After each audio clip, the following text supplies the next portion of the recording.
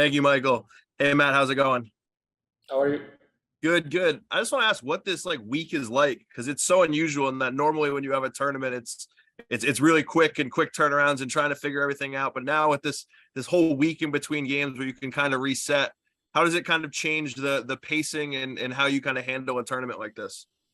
Yeah, it's definitely different. Having a week before games is definitely unusual, but I think it's a good thing as well because it gives us time to kind of reset, prepare mentally for the knockout stages, and then get some good training sessions in, which we have today, and yeah, day by day, just preparing more and more for Canada now. Next will be Doug McIntyre from Fox. Thanks, Michael. Hey, Matt. Good to see you, man. Just wanted to ask, what your thoughts are on Canada. What sort of challenges do they present? How do you see the match playing out? Yeah, we haven't really saw any video yet on them. I think the plan is for tomorrow to do that. But it's a knockout stage game. Every game in the knockout stage when it's an elimination game is difficult. So we're expecting a good Canadian team that's motivated to win, just like we are. So we're excited for the matchup, and yeah, this is why we play these games. Who will be the better team on the night? That's who's going to win, right? So let's see how that goes. Next will be Brian Sciaretta from American Soccer Now. Thank you, Matt. Thank you, Michael. Greetings from New Jersey. Listen, Yeah. question for you. When you returned to Cincinnati, I'm wondering if you could talk a little bit about the growth you've seen from yourself at this club and maybe compare the league in terms of what it was like when you left New York and what it's like now since you came back. And also, can you talk a little bit about Brandon Vasquez? I'm playing with him. He looks like his stock is doing well. He's improved as a player, but what you see in his game since you've arrived in Cincinnati? We're supposed to be next to me right now doing it together, but he doesn't like me so much, so he wants to come after. But no. That's the rumor we started. Yeah, the league has grown a lot since I left in 2015, beginning of 2016. Obviously, the quality and level of play is much higher now. You see a lot of more foreign players coming in with a lot of quality and a lot of clubs investing and paying a lot of money for these foreign players. And I think the average American footballer has gotten much better as well. So you can see the league has grown tremendously. There's going to be 30 teams now coming in 2025. So even when I was in Europe, all my teammates in Europe and the clubs I've played for have always been asking about MLS. They want to come in. I think it's so intriguing for the professional footballer to come play in America. So in that aspect, the league has gotten so much better, and I'm glad to be a part of it again. In terms of FC Cincinnati, as you can see, we've been doing really well this year.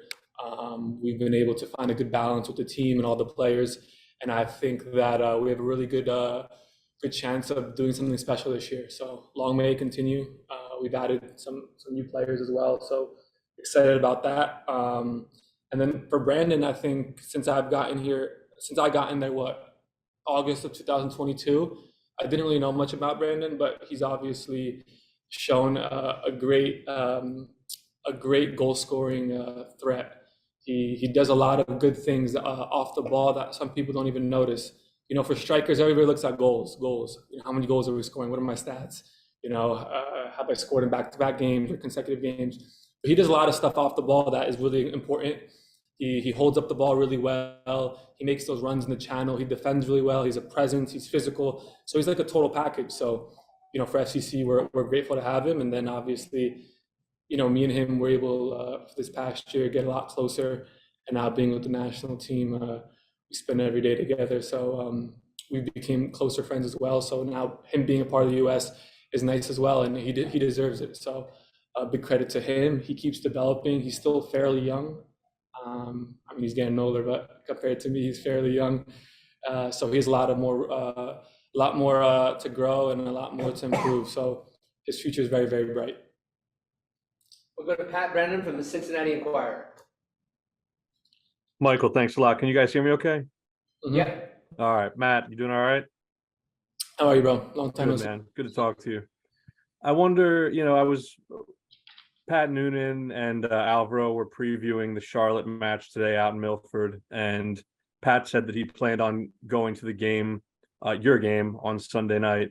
and it just made me wonder, like, what's it gonna? How do you imagine you'll experience this, wearing the national team shirt in the city that you know, where you play for the club, but also, you know, the club, I think to a large degree will be there rooting you on and watching you, and just it's a pretty unique experience in that way. I wonder if you've imagined what that will feel like. Yeah, it's awesome to go back to Cincinnati wearing the U.S. crest. I missed out on the last few times, but we all know the atmosphere and the support that Cincinnati brings for soccer. So it's exciting to be there with the U.S. At a high level. So it's going to be a good moment for me, and I'm sure Brandon. But you know, the most important thing is obviously being mentally focused and preparing for Canada. But I've been getting a lot of support already from a lot of teammates and coaching staff. A lot of our coaches already represented the U.S. in some capacity, even coached at the level. I won the 2017 Gold Cup with Kenny Arena as an assistant and Pat Noonan as assistant. So there's a little bit of history there. Obviously, Dom Kinnear has played for the U.S. in the past. So there's a lot of connections in that aspect. So it's going to be nice. I think it's going to be a nice moment. And every time the U.S. has come to Cincinnati, it's always been a good atmosphere and a good crowd. As we all know, we always do that. So yeah, it'll be exciting. This will be the USMNT's third visit to TQL Stadium and the organization's fourth overall, including the 2-0 win against Mexico in World Cup qualifying. We'll continue with Jeremy Rout from Fox 19.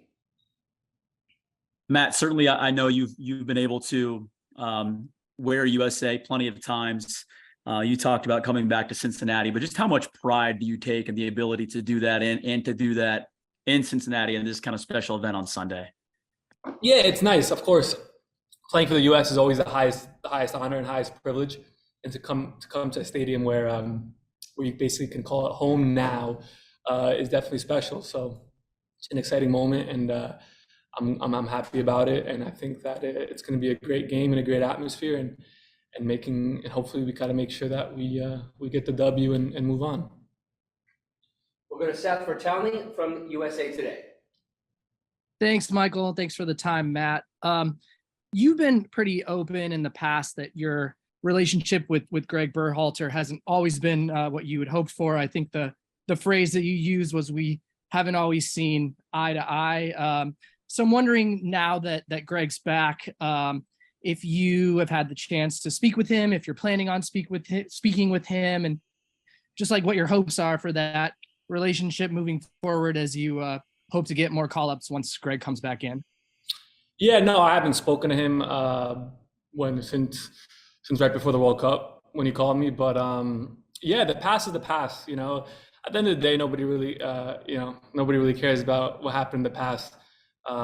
You know, things move on, and now I'm excited to be wearing the crest again. And then obviously Greg has the job, so I got to make sure that, you know, I got to control what I can control and make sure that I can play well and do well here and do well with FC Cincinnati, and hopefully the rest can take care of itself. So I'm looking forward to it.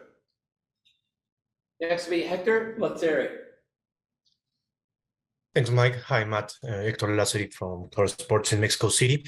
I wanted to ask you, you are one of the more experienced players in this team, this edition of the US men's national team. You played all the way back in the 2017 World Golf Cup. There's this idea for many years, and also here in Mexico, that Concacaf is only about the US and Mexico, but now you're facing Canada, a team that you played the Nations League final or went to the World Cup. Jamaica was really a hard team in the first match. Do you think the region has grown a lot generally in level, and what do the US and also Mexico need to do to keep on top of the stands here in the region? Yeah, I definitely think Concacaf has gotten better. I think a lot of the countries around us have improved. Like you said, Jamaica has a lot of good players playing a lot of big leagues. Costa Rica has always been strong and powerful. Panama has good players. Canada has come up recent times, and obviously, you know, with the history of it all, US and Mexico has always been the strongest teams. But I think the level is definitely raised. You see a lot of countries now, a lot of smaller countries, like for example Guadeloupe or Martinique. They've had great performances in the group stages. So there's definitely the level of play is definitely increased and improved. And I think in order for the U.S. to stay on top, I think it's just to continue to do what we do, invest in the youth, churn out young players to continue developing, and the next generations to keep improving and following up after us. So it's day by day, year by year. I think you see a lot of young players coming from the U.S. That are improving, going to Europe, playing MLS minutes, and that's a really good thing for us. Last question from Matt comes from Andrew Jones. Thanks, Mike. You don't want to join me, bro? You need me to pay you? Yeah. No, Perfect timing for you, Double M. Thanks, Michael, for that. Clifton's finest right here. Matt Miazga, wanted to ask you, man, you spoke about those young players and developing those young players, and you've had a chance to partner alongside Jalen Neal so far this tournament. What's been your assessment with him, and how you were in that position of being a young center back, and you're still young, and having that major move over to Europe? Just your thoughts about the great success that you're having with FC Cincinnati. How's it been working with Pat Noonan, and how he contrasts with how BJ Callahan is giving great energy to?